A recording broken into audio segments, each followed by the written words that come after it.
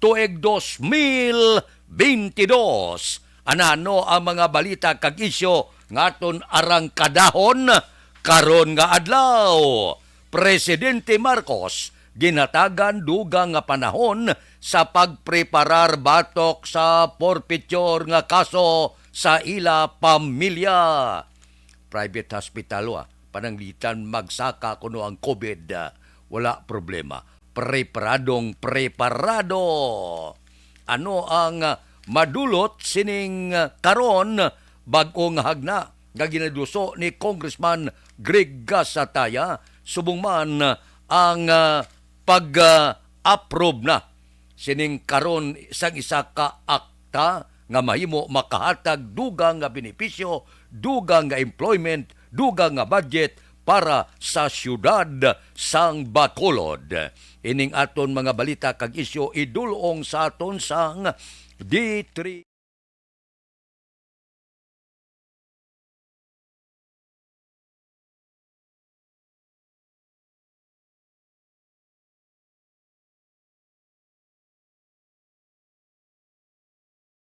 Anuman nga oras kag tion, posible nga magluntad ang aksidente sa dalanon.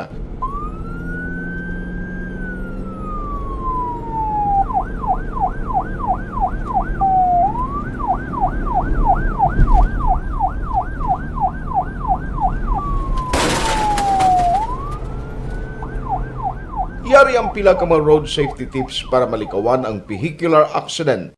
Regular nga i-check ang kondisyon sang imo salakyan, pribado man o kung pampubliko, humalin sa guma, preno, tubtob sa makina. Bilang dugang nga proteksyon, mag-usar sang seatbelt, kag dapat yara sa husto nga anggulo ang side mirror. Maggamit sang signal sa pagliko para mahibaluan sang nagasunod nga motorista ang imo direksyon. Hindi mag-text samtang nagamaniho o kung nagatabok sa dalan. Hindi mag-drive nga nakainom sa makahulubong nga ilimnon o kung ginatuyong. I-check ang imo speed limit kag mag-slow down kung madanlog ang dalan. Kag paghatag ini sang pribilehiyo naman sa pamilya Marcos. Dugang nga panahon kag bag-o nga tsansa ang ginhatag kay Presidente Marcos agod dipinsahan ang civil forfeiture case nga ginahiring sa Sandigan Bayan halin pa ini sang tuig 1987 sa ginaligar ill-gotten wealth sang iya pamilya. Suno sa legal counsel ni Marcos, si Attorney Manuel Plaza niya ang Anti-Graft Court Second Division nagpasugot sa ilang motion sa pagpaiway sa pagsugod na presentasyon sang ebidensya. Kagatagan sila sang dugang nga panahon sa pagpreparar sang ilang dipinsa. Suno kay Attorney Plaza, mga duwa pa lang kasimana sang mabaton sa ila kampo ang notisya sang Sandigan Bayan resolusyon nga nagahatag kay Anay Imelda Marcos, Senador Amy Marcos, kag Irene Marcos Aranita nga magpresentar sang ila counter evidence sa hearing sang nagligad nga adlaw.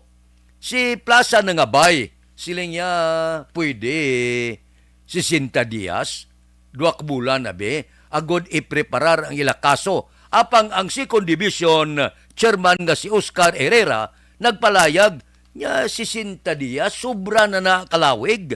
Siling ni Herrera, sigurado na tunan ni sa mga Marcos kag sa ila abogado ang kaso bangod ang ila entry halin pa ini sang tuig 2020. Siling sa bahay naman ni Atty. Plaza, niyang record sang amon opisina, daw kulang-kulang pa, hindi pa kumplito. Daw ka budlay intindihon, no? Ini nga kaso, tinuig na ang akusasyon nga ill-gotten wealth, aligasyon na kinuot sa kaban sa gobyerno, araw-araw na, pila na katuig, wala pa ka preparar. Ti amonis karon ang ginaduso nga kinanglan isabto na ini iplastar ng ebidensya kay base pa lang kon makapanaog pamatbat sa kadugay-dugay ni nga kaso mo. Grabe ni nga kaso ang ill-gotten wealth sa mga pamilya Marcos. Siling ni Herrera, masyado kalawig na ang ginapangabay ninyo. Aber, ipresentar nyo na ang counter nga ebidensya nyo sa kasong ill-gotten wealth. Aksyon Radio Philippine Standard Time, las 6:38. Mabalik kami pagkatapos ini.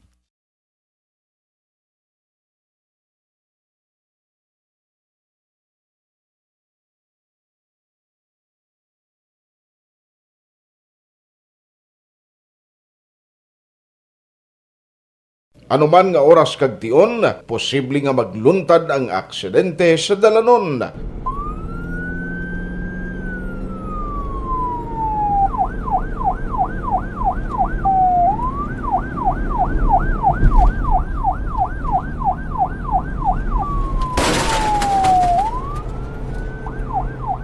Yari ang pila ka mga road safety tips para malikawan ang vehicular accident.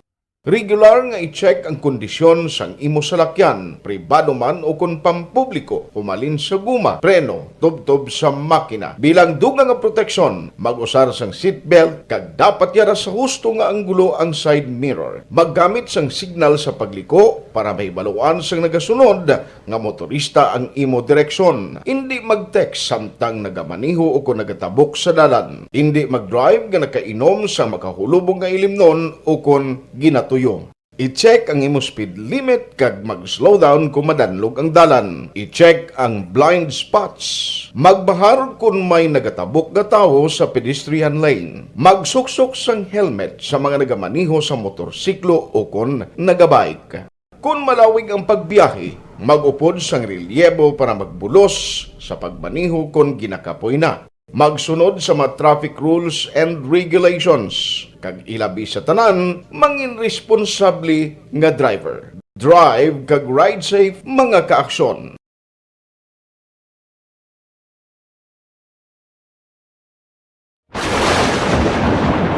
Ang elementary nga evacuation center na concern din baha man. Uy, wala kay pinagamat-amat pumansaka ang tubig. Actually, ko po Yung medyo mataas na ang tubig, so ginaulat natin nga Pasiwag nga ng traffic to or ng-transit dito sa sulod ang Mang continuous range ang nag-subject sa factor sa pagsaka at sining tubig sa subong.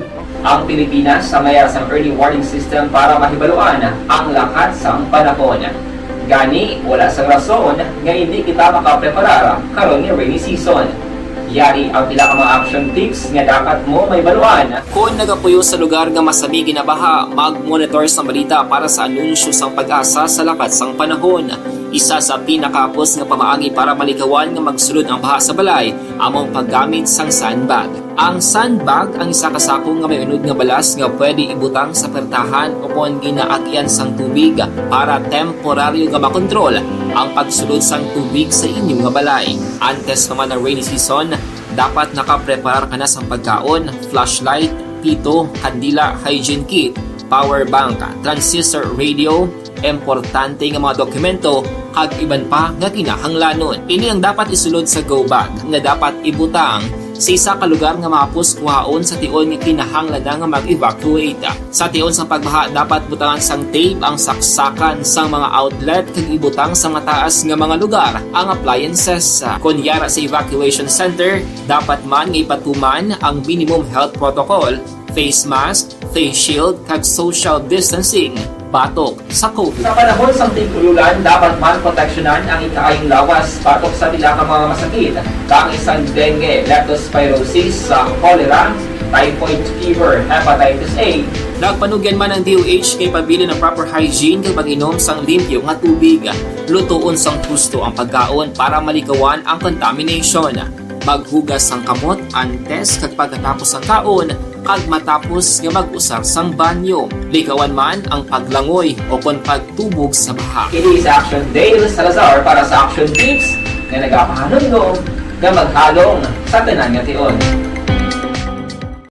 Ikaw bala nagahuragaw kung magtulog? Ari may mga pamaagi para nga malikawan o kung madula ang imo paghuragok sa tion sang imo katulugon. Ang paghuragok o kung snoring isa ina ka sleeping order. Sa diin nagakasupnan ang pag-ilig sang hangin sa inyo pagtulog nga nagaresulta sang vibration. Una, pataason o kung i-elevate ang imo ulunan. Kinahanglan nga mataas jutay ang imo ulo para nga maayo ang pag-ilig sang hangin nga nagasulod sa imo tutunlan. Ikaduha, magtulog nga nagatakilid. Isa ina ka maayo nga pamaagi para nga mangin maayo ang pressure sang inyo tutunlan. Ikatatlo, gamit ikaw sang peppermint oil. Ang peppermint oil ang epektibo para madula ang Sa pagpalaman. 43 na ang masunod nga balita kag isyu.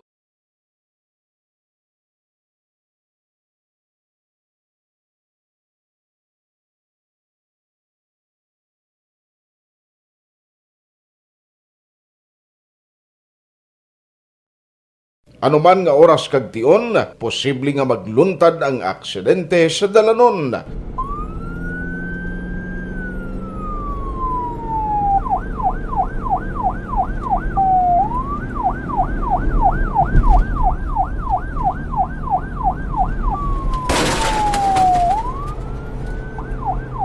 Yari ang pila ka mga road safety tips para malikawan ang vehicular accident.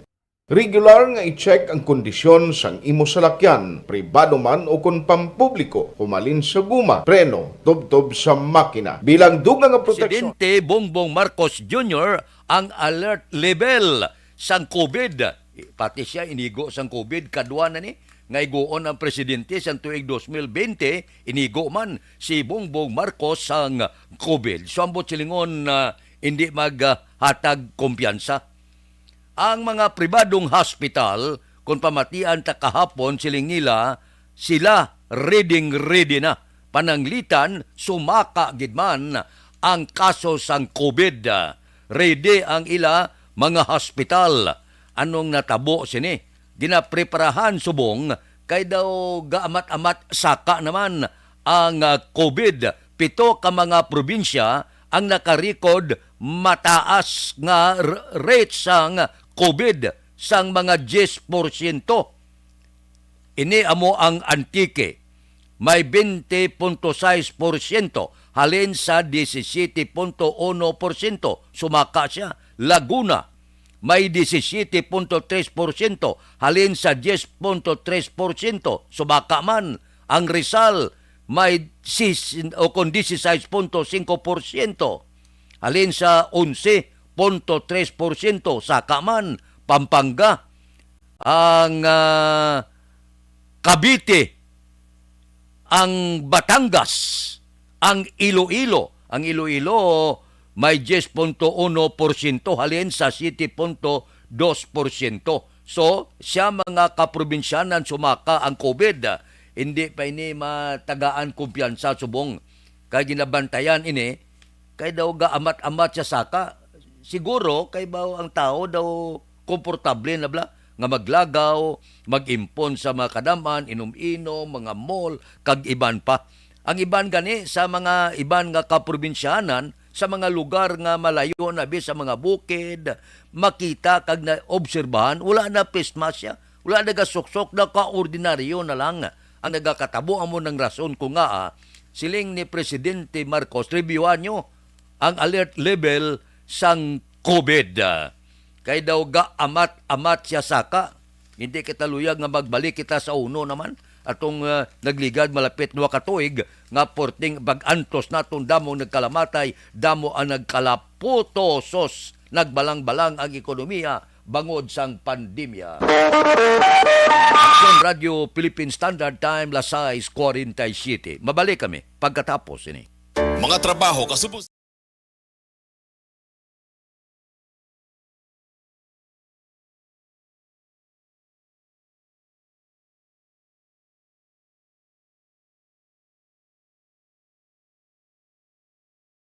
Anuman nga oras kag tion, posible nga magluntad ang aksidente sa dalanon.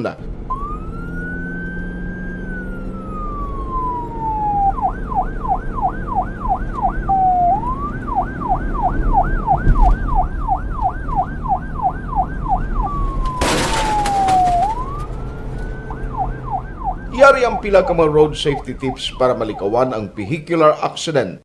Regular nga i-check ang kondisyon sang imo salakyan, pribado man o kung pampubliko, humalin sa guma, preno, tubtob sa makina. Bilang dugang nga proteksyon, mag-usar sang seatbelt, kag dapat yara sa husto nga anggulo ang side mirror. Maggamit sang signal sa pagliko para mahibaluan sang nagasunod nga motorista ang imo direksyon. Hindi mag-text samtang nagamaniho o kung nagatabok sa dalan. Hindi mag-drive nga nakainom sa makahulubong nga ilimnon o kung ginatuyo. I-check ang imo speed limit kag mag-slow down kung madanlog ang dalan. I-check ang blind spots. Magbahar kung may nagatabok na tao sa pedestrian lane. Magsuksok sang helmet sa mga nagamaniho sa motorsiklo o kung nagabike. Kung malawig ang pagbiyahe, mag-upod sang relyebo para magbulos sa pagmaniho kung ginakapoy na. Magsunod sa mga traffic rules and regulations. Kag ilabi sa tanan, mangin responsable nga driver. Drive kag ride safe mga kaaksyon.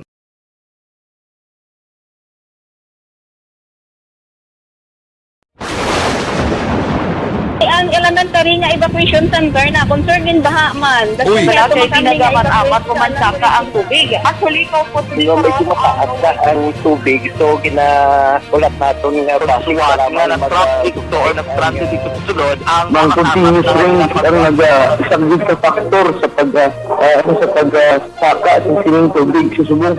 Ang Pilipinas sa mayroon sa early warning system para mahibaluan ang lakat sang panahon. Gani, wala sang rason nga hindi kita makapreparar karon ni rainy season. Yari ang pila ka mga action tips nga dapat mo may baluan. Kung nagapuyo sa lugar nga masabi ginabaha, mag-monitor sa balita para sa anunsyo sang pag-asa sa lakat sang panahon. Isa sa pinakapos nga pamaagi para malikawan nga magsulod ang baha sa balay, among paggamit sang sandbag. Ang sandbag ang isa ka sako nga may unod nga balas nga pwede ibutang sa pertahan o kung ginaagyan sang tubig para temporaryo nga makontrol ang pagsulod sang tubig sa inyong nga balay. Antes naman ng rainy season, dapat nakapreparar ka na sa pagkaon, flashlight, pito, kandila, hygiene kit, power bank, transistor radio, importante nga mga dokumento, kag iban pa nga kinahanglanon. Ini ang dapat isulod sa go bag nga dapat ibutang sa isa ka lugar nga mapos kuhaon sa tion nga kinahanglan na nga mag-evacuate. Sa tion sa pagbaha, dapat butangan sang tape ang saksakan sang mga outlet kag ibutang sa mataas nga mga lugar ang appliances. Kunyara sa evacuation center, dapat man nga ipatuman ang minimum health protocol, face mask, face shield kag social distancing batok sa COVID. Sa panahon sa tig-ululan, dapat man proteksyonan ang ikaayong lawas batok sa pila ka mga masakit, kang isang dengue, leptospirosis, cholera, typhoid fever, hepatitis A. Nagpanugyan man ang DOH kay pabili ng proper hygiene kay pag-inom sang limpyo nga tubig. Lutuon sang gusto ang pagkaon para malikawan ang contamination. Maghugas sang kamot antes kag pagkatapos ang kaon kag matapos nga mag-usar sang banyo. Likawan man ang paglangoy o kon pagtubog sa baha. Kini sa Action Dale Salazar para sa Action Tips na nagapahanundong nga maghalong sa tanan nga tion.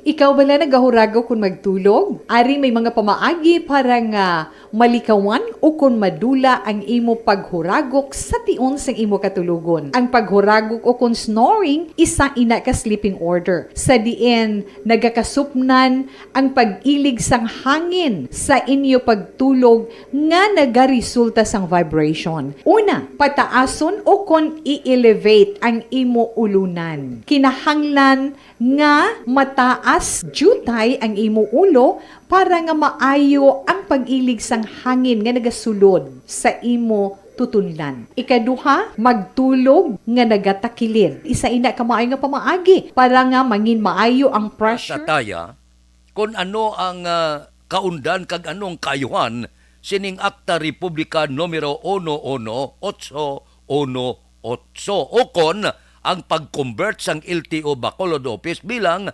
regular nga licensing center.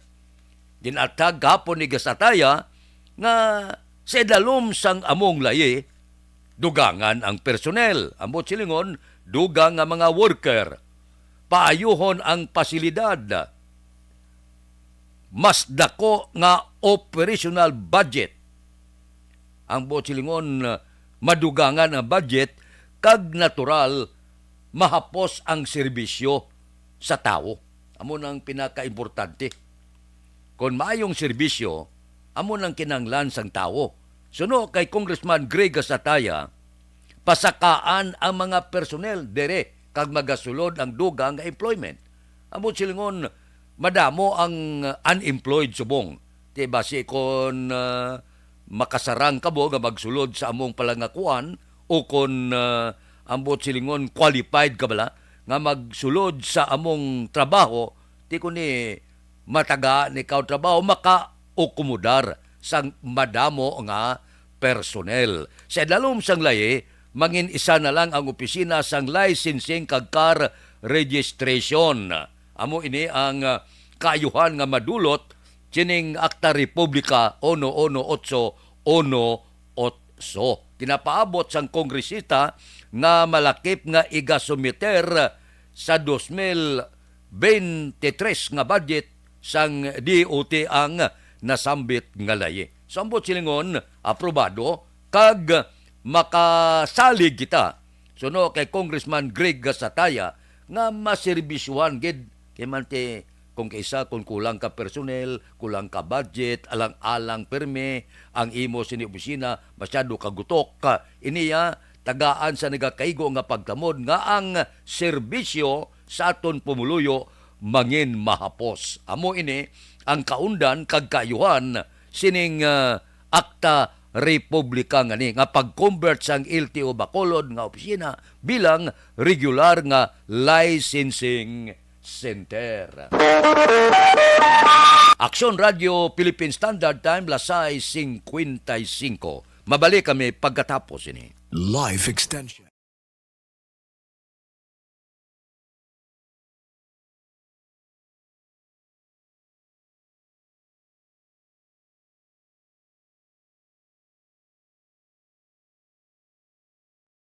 Anuman nga oras kag tion, posible nga magluntad ang aksidente sa dalanon.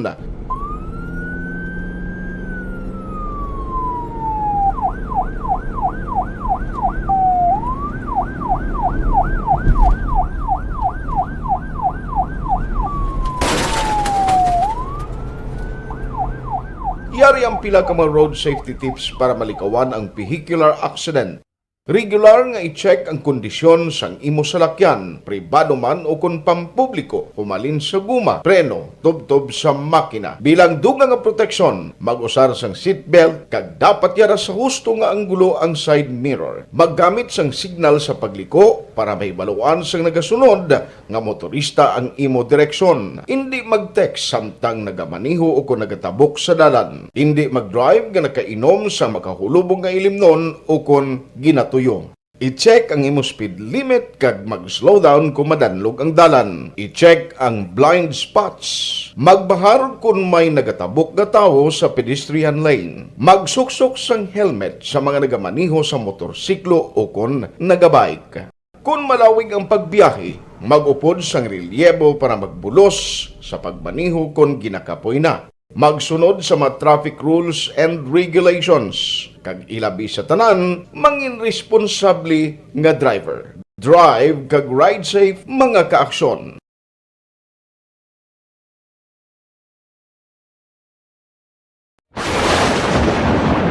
Ang elementary nga evacuation center na concern din baha man. Uy. Kaya Kaya pinagaman-amat evacuation kumansaka ang tubig. Actually, ikaw po So, medyo mataas na ang tubig. So, ulat natin nga pagsuwag nga ng traffic to or nag-transit dito sa sulod ang Mang continuous rain ang nag-isang sa factor sa pagsaka ng sining tubig sa subong.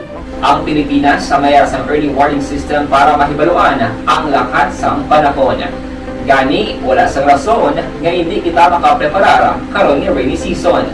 Yari ang ilang mga action tips nga dapat mo may baluan. Kung nagapuyo sa lugar nga masabi ginabaha, mag-monitor sa balita para sa anunsyo sang pag-asa sa lakat sang panahon. Isa sa pinakapos nga pamaagi para malikawan nga magsulod ang baha sa balay among paggamit sang sandbag. Ang sandbag ang isa ka sako nga may unod nga balas nga pwede ibutang sa pertahan upon ginaagyan sang tubig para temporaryo nga makontrol ang pagsulod sang tubig sa inyong nga balay. Antes naman ng rainy season, dapat nakapreparar ka na sa pagkaon, flashlight, pito, kandila, hygiene kit, power bank, transistor radio, importante nga mga dokument. Standby na sa aton Aksyon Balita Morning Edition upod kita kay Aksyon Boy Duran kag Aksyon Eden Aboso. Aksyon Fred Salanga, una sa balita, una sa aksyon, sa Bacolod, Aksyon Radio.